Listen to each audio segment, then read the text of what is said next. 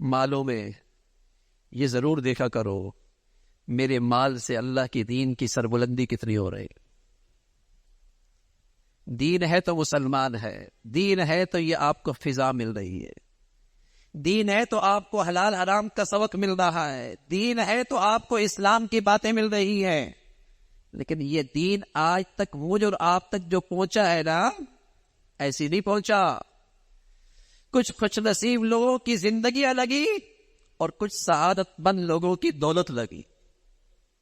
یہ اللہ نے دنیا کو دار الاسباب بنایا ہے، ورنہ اللہ چاہے تو سمندر بہا لے، دریا بہا لے، آسمان نما چھت بنا لے، گلی محلوں میں مسجدیں بھی بنا سکتا ہے، اپنے گھر بھی بنا سکتا ہے.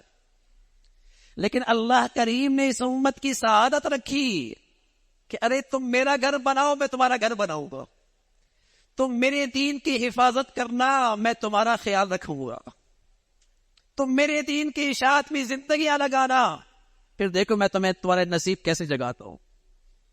اللہ چاہتا تو گلی محلے میں اپنے گھر اور دین کے یہ مراکز خود بنا سکتے تھے. اس لیے میرے عزیزو، اپنی دولت اور اپنے مال خرچ کرنے میں یہ نقطہ ہمیشہ پیش نظر رہے کہ میرے دولت سے اللہ کا دین کتنا زندہ ہو رہا. بڑی بد نصیبی ہوتی ہے کہ مسلمانوں کے پیسوں سے دین مٹ رہا ہو، مسلمانوں کی دولت سے نبی کی سنتیں مٹ رہی ہوں، مسلمانوں کی زکوٰۃ سے اللہ کی نافرمانیوں کو فروغ مل رہا ہو. یہ زکوٰۃ نہیں، وبال. ایسا خرچ کرنا عذاب.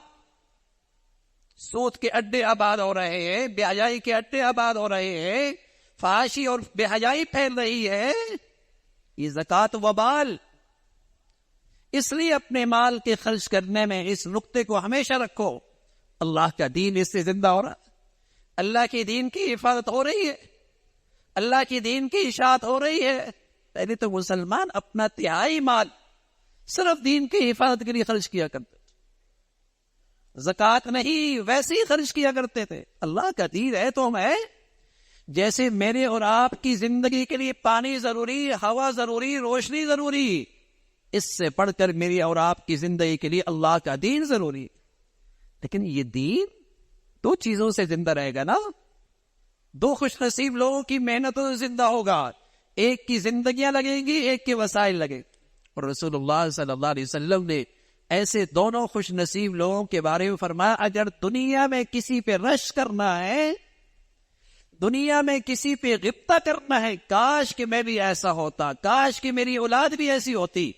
فرمایا یہ دو طبقے ہیں جو اپنی زندگیاں اور اپنا علم اپنے اللہ کے دین کے لیے صرف کرتے ہیں، اور دوسرا جو اپنی دولت اللہ کے دین کی حفاظت کے لیے لگائے. تو میرے عزیزو، مال اللہ کی نعمت ہے. اب یہ ہمارے حق میں اللہ کا انعام بنے، اللہ کا فضل بنے، اس میں اللہ کا حق ادا کرو. اللہ تعالی ہم سب کو اس کی توفیق نصیب فرمائے. وآخر دعوانا الحمد للہ رب العالمین.